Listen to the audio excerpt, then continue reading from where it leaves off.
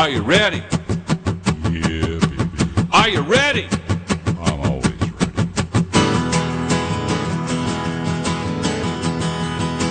Yeah. I saw you were with them last night. I saw you were with them last night. Don't burn the bridge, burn the paper.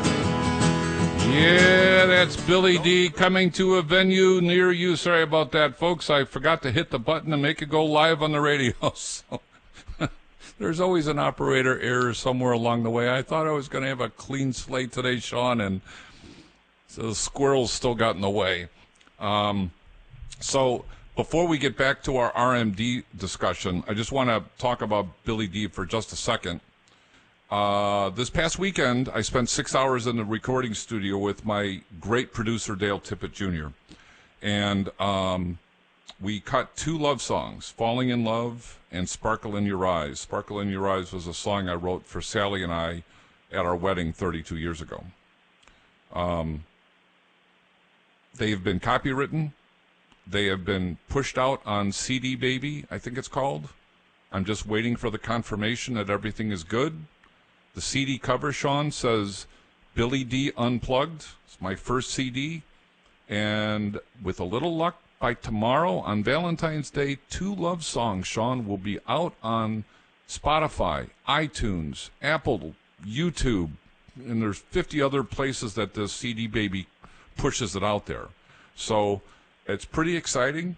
Over the next 6, 7, 8 weeks, I'll be in and out of the studio cutting some more songs, and maybe by the end of May, middle of June, my CD will be done, Sean, and Billy D will be on the map. Well, that's outstanding. Now, I just want everybody to listen to those songs 100 times so I can get some money. That's how it works, folks. So, and I have no illusions of grandeur. I think the songs are good. These are songs I would listen to if they're on the radio. By the way, this is important too. The first cut of these songs are just me and my guitar. That's it. No background music.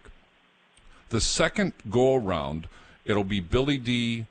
Second round, I think it's going to be called. And all of those songs, or a lot of those songs that I did on the first set, will then we're going to add the band, the choir, other instruments that are going to be behind me. So the second round will be a more fuller version of the first songs that I put out there. And somebody asked me this weekend, who is one of the musicians at our church, and he's produced at least 3 CDs that I'm aware of. And he said, "Why did you do that?" And I said, well, a couple reasons. One, I wanted to push them out.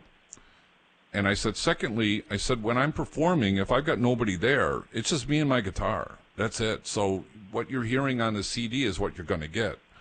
But I said, some of these songs have a lot of room for piano and bass guitar and flute or violins and that kind of thing, or choir. And so I wanted to make these songs bigger and fuller so that they have a much fuller sound, and maybe the second go around of these songs might get some resonance that the first CD, Billy D Unplugged, doesn't do. So we'll see. I only have one illusion of grandeur, Sean, and I in order for this to happen, I have to stick my toe in the water and do a lot of live performances. Is to open for James Taylor. It's the only illusion of grandeur that I have. Okay, probably very doable. You gotta impress the man. We'll see. And part of that is that's Sally's probably her most favorite musician is James Taylor. I think we've gone to 2 of his concerts. We're not big concert goers. It's just because it's a lot of effort to go, and it's not cheap. But that's her favorite. That's her favorite artist for sure. So we'll see. We'll see. I need a couple more songs I got to produce so that I can then go to these venues And when I show up and I give them a business card, they say, well, do you have a CD or anything? I may have a CD, maybe not. But I can point them to Spotify or iTunes or Apple Music or whatever it's called, or wherever, and go, listen, look up Billy D. This is the link, blah, blah, blah, and then, knock yourself out. This is my genre. I've also learned about 20, 25 cover songs. So, I'm not going to just show up and do my stuff. People will be bored to tears. So, and I just came across something called Wagon Wheel, I think, by. Go ahead. No, I was going to say Darius Rucker covered it, but then I think that's the is it Whitey Ford in the old 98s? Yeah, I thought Bob Dylan did that too. Maybe I could be wrong, but Darius Rucker is the newest version of that song, and I'd never heard it until a couple weekends ago, and I'm like, oh, that's a really cool song. So I looked it up on the internet. It's an easy song to play. Oh my gosh! So, yeah, that one was co-written by Bob Dylan and the Old Crow Medicine Show. There you go. Back in 1973. But my suspicion is nobody remembers Bob Dylan doing it, but lots of people know Darius Rucker and his version of that song. So that's the one I'm going to go out with. That's for sure. He did bring it. Yeah, he did bring it back because it's one of those kind of standards, if you will, that a lot of groups and musicians have covered. Yeah. Yep. And that song didn't get a lot of resonance until Darius did it. Though I mentioned to a friend of mine who was in the office today, I told him what was happening, and I said there's some Christian stuff that I'm going to add to this CD, and he said you might want to hold off on that. I'll take that under advisement. I've only got so many songs to do. But one song I want to redo the way I want to do it is Silent Night. And there's a few other Christmas songs that I may try to make my own. I just have to find out what the rules are and get the right permission so that if I'm allowed to do that, I can do a lot of different Christmas songs. And that's actually what Michael W. Smith has done. He's taken very famous Christmas songs and made it his own. So we're going to see. But I'm very excited about this. There's two songs that should be pushed out. Cross my fingers tomorrow. Falling in Love and Sparkle in Your Eyes, and that one is dedicated to my beautiful bride, Sally. Anyway, thank you for letting me indulge in that, Sean. Now we're going to get back to the subject at hand, required minimum distributions. Here at 101.5, WLCB, Slade's Corner, FMLP, your Insurance Corner is back, talking about required minimum distributions. So while you're planning for your retirement and you're trying to figure out what your income needs are, you have to pay attention now, folks, to the fact that you have an IRA or something out there that you have to add up. And then by rule, as Sean pointed out, you have to add up all your IRAs and then go to the calculator and find out how much of that money needs to be withdrawn from your IRA. And then where the tax money comes from, the government doesn't care where it comes from. They just want you to take the money out so that you can show that. Otherwise, Sean, what was the penalty one more time? 50% for the excess accumulation. In other words, if I'm supposed to take out $1,000 and I don't, and the IRS finds out that, they could say, well, you were supposed to take $1,000 plus here's a penalty. Oh, yeah, by the way, pay the tax on that. Yeah, pay the tax on that on top of it. By the way, I meant to say this, Sean. You know, one of the privileges of coming here at the time I come here is that coffee maker that I brought several months ago turns on so fast, and in 5 minutes I got a hot cup of coffee. Ladies and gentlemen, your host patting himself on the back for a coffee maker. No, appreciate you doing that. But as we delve into this, a couple of things, and I think I mentioned them right before the break, is if you're listening to us talk, definitely seek out competent tax advisors. Absolutely. And if you want to get, and it's free, go to irs.gov, search Publication 590, and that's all about individual retirement arrangements or IRAs. And then if you have a defined benefit plan or something other than a traditional IRA, look for publication 560. And I know reading tax documents is like reading stereo instructions through the bottom of a Coke bottle. Mm-hmm. But there's some really good charts here. And when I was doing this, 20 years ago, I used to refer customers here all the time. Because a lot of times, like they said, they went to their accountant and he said, I don't have to take money out. I don't have to pay taxes on that money in the IRA. My accountant said so. Right. And then you got to get into it, and it becomes furry. Yep. Meaning, if you got a tax deduction for it, chances are you're going to pay taxes. If you put it in and it was a non-deductible contribution, part of it could be taxable. Yep. If it's a Roth, don't worry about it. But there is a tax burden for anything coming out of a retirement account. Now, curiously enough, Sean, a Roth 401k is likely going to have some implication of taxes. You're right. In the context of a pure Roth, if you are investing in a pure Roth IRA and you never once put any money into an IRA and then rolled it out of an IRA into a Roth IRA, you just had a Roth straight away, there is no income tax at all. You let it ride. You're going to have a tax-free life if that Roth IRA has grown. In fact, I've told my kids, at your age, dump everything you can into a Roth IRA. And one of them actually said, well, Dad, I'll be in a different tax bracket when I'm older. I'm like, you're going to tell me what the tax bracket is from 50 years from now? Good luck. Nobody has any idea. And then I said, so do you want to have the same or similar lifestyle that when you get to that point, or are you going to, take 5 steps back and live a life of drudgery? And he said, well, similar lifestyle. And then I said that you're going to be in a similar tax bracket, because if you want the same lifestyle. But if you got Roth IRA money, it's all tax-free. It's all tax-free. However, in a 401k where there's a Roth and there is a match, the match is going to be is going to be a tax deferral. So that is the one time where you are going to have to, split the hair. The money coming out of the Roth may be tax-free, but the match that went into it, there's going to have to be a separate calculation because that went tax-deferred. So just pay attention to that. And with annuities, if you did an IRA and you did it inside of an annuity, and there's a reason why you would do this, folks. We kind of talked about it last week, but I'll bring it up again. An investment account cannot guarantee you an income for life. Full stop. An annuity, done the right way, with the right product and the right contract, can guarantee you an income for the rest of your life.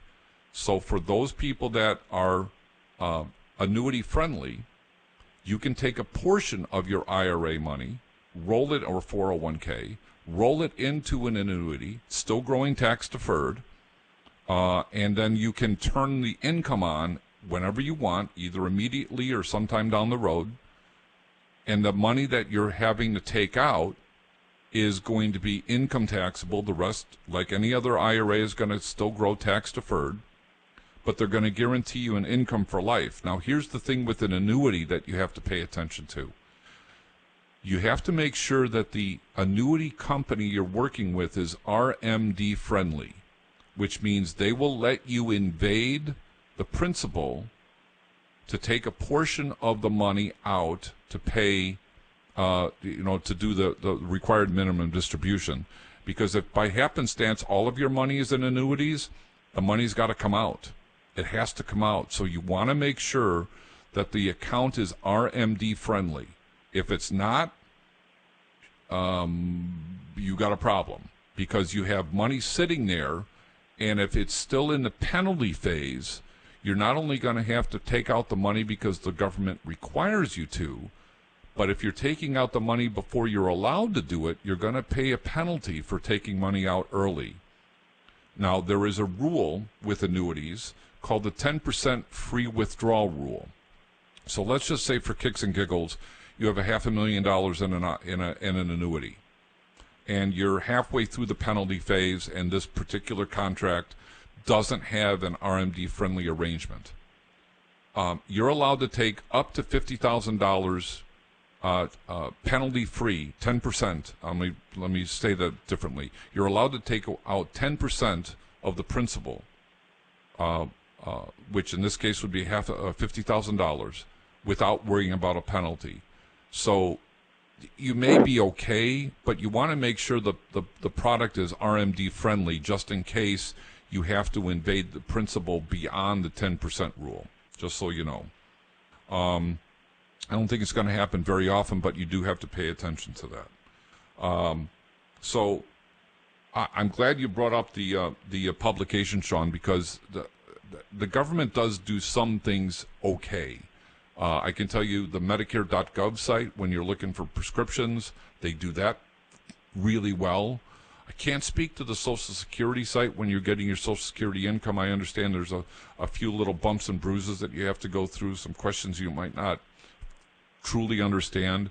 But these publications are really important, folks, especially if you want to trust your accountant but verify.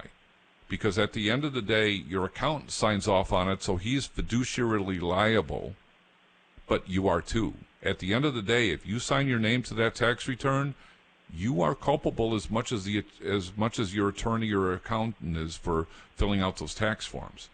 And it's going to be a lot harder to get the money out of your accountant than it is for the government to get money out of you. So I'm okay with the idea of trust but verify. So pay attention to that. The RMDs are one of these things, again, that's going to sneak up on you, and you're not necessarily going to be ready for it. And if you've got, let's say you've got $2 million in an annuity, Sean, let's do the calculator, because I've got a few clients that are in that $2, $3, $4 million, $5 million annuity, or not annuity, but IRA space. So let's just take, I know of a client that's $5 million in his 401k and IRAs and stuff like that. He's got $5 million. Mm-hmm. So let's just assume at age 73 or 72, it's 27.4. So what's 5 million divided by 27.4 for that person? $182,000. $182,480. Now, let me tell you why this is a big deal, folks. So you've been able to do let's say the 5% rule, which is $250,000 a year. It's already going to put you into an area. Did I do the math right on that, Sean? $250,000 on $5 million? Yeah, that's about right. Well, you told me it was $5 million divided by 27.4. No, I'm conflating things. I'm doing the 4% rule or the 5% rule. I'm just going to take 4 or 5% out of my, let's just say 4%, because a lot of people know the 4% rule. So if I've got $5 million, I'm comfortable at $200,000 a year. Given my lifestyle, yep. I'm good with $200,000. That's mm-hmm. great. Except the government comes in and goes, you have to withdraw some more money because you didn't withdraw enough. So these are the kind of things that sneak up on you, and then if that happens, and actually let's take that, let's make it simpler. Let's make this out of the ordinary. So I got $5 million, but I only need $100,000 to live on. And the government says you have to pull out $182,000. That's going to put you in a different tax bracket, right? And a different income tax quotient. It's also going to affect, ladies and gentlemen, your Social Security, Medicare Part B as in boy, and it's going to affect your Part D as in David, because the government is going to require you to pull more money out than you wanted to. It puts you in a different tax bracket, and when the premiums come around that you're not expecting, they're going to jump, maybe double or triple, depending on your circumstances. So these tax planning things, you really do have to pay attention, especially if you're able to live a modest retirement because you got all this money and you're worried about running out of it. So you kind of circle the wagons and go, geez, honey, we only need $100,000. Our house is paid for. We can do whatever we want. There's a lot of money there. We're not worried about the market going down because we got a lot of money in CDs or money markets or whatever, so we're not worried about losing anything. And then Mr. IRS agent walks in and says, "Oh no, you need to pull out $200,000 out of that thing, and you only pulled $100,000." So you got to pay attention to those little things so that you don't have the "oh, by the way" clause. And Sean, what would be the penalty if I needed to pull $200,000 and I only pulled $100,000? I'm going to pay penalty on $100,000, right? That would be, yeah, that's my understanding, correct. Yeah, so I'm going to probably, instead of pulling out 100, now I got to pull out 150. Thank you very much. So with that this is only going to be, we're only going to be covering the RMDs, but you can see where there's an interconnection, folks, between lifestyle, taxes, and how you pull the money out and where it's coming from. And then you got the Medicare piece that if your income goes up because you've had to pull more money out than you wanted to, you could have an impact on your Part B and your Part D premiums that are mandatorily going to be paid as you get older and as the government is assessing what they need to charge you for your Medicare charges. Not the supplements, but the Part B that comes from the government and the Part D that, yes, you do buy the Part D from an outside, like an insurance company like Humana or Aetna, but there's a penalty because you made too much money in that particular year. So make sure you're paying attention to that. By the way, how you pay that tax, a lot of people do a lump sum. They just pull it and pay the tax. Other people are more comfortable doing a monthly distribution. Whatever works. The key is you have to take what the value is, and I didn't say this before, so I'll say it now. On December 31st of the year that you turn 72 or 73, that's the day in which you have to take account of all of your IRAs. That's the day. It's not January 1st. It's not January 3rd. It's not December 30th. It's December 31st. That's the day. So you take a snapshot of what's my holdings on that day, and then look at the RMD chart, and then you're going to have to pull out whatever the government's requiring you to do on top of whatever you need to live on. And maybe it's not a big deal, and you cover it based on what you're already taking, so it's no big deal. But in our last example where you're sitting on $5 million, it could be a big deal. So pay attention to that. I do have a real life case where that happened. So he was 75, mm-hmm. So he was in distribution mode. Mm-hmm. And rather than taking one big chunk at the end of the year, he says, you know what, pay me out X amount of dollars every month. Mm-hmm. And he asked us to withhold. Mm-hmm. So we were sending the tax money so he wouldn't have to pay estimated tax to the IRS or whatever the custodian I work for took care of it. And he had been very fortuitous and made significant money at the end of the previous year. But he figured, well, I'm already getting a monthly check for, say, $5,000. So that ought to cover it, $60,000 by the end of the year. That'll be fine.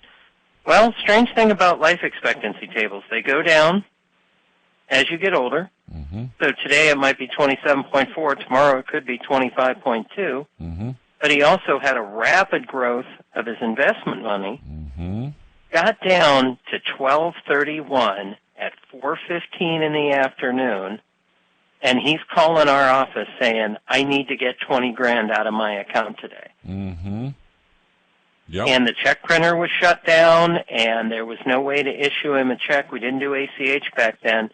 So his broker had to drive out to his house, set up an account, an individual account, a not IRA account. Think of it as a checking account. Had to set up an account for him, and I had to keep the poor cage guy there, the people working the cage move the money, until that account was open. Then we could fund it to make sure that guy covered his RMD. Yeah. Yep. So it does happen. No sleeping at the wheel. Right, and here's the other thing, too. Let's say on December 31st you got $1 million, or on December 30th, on December 31st you have $1 million, and January 2nd rolls around and the market takes a crap, and you lose 25%. It doesn't matter. You had $1 million. I know that you only have $750 now because you lost 25%, but you had $1 million on that day, and that's what you have to pay on. Is the $1 million, not what it was 2 days later. That's an unfortunate circumstance, but we know what happens.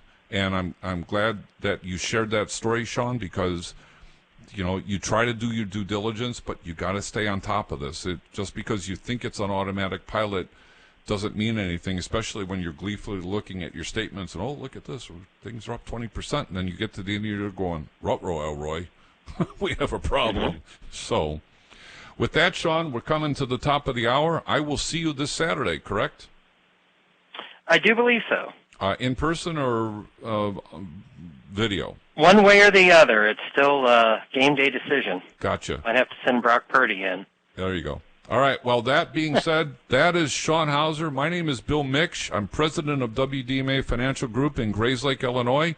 This is your Insurance Corner at 101.5 FM WLCB Slade's Corner. We'll see you next week, folks. Have a great week. Happy Valentine's Day to all the beautiful women out there, especially my lovely wife, Sally, and Kelly. Happy Valentine's Day to you, and we'll see you next week. Have a nice night, everybody.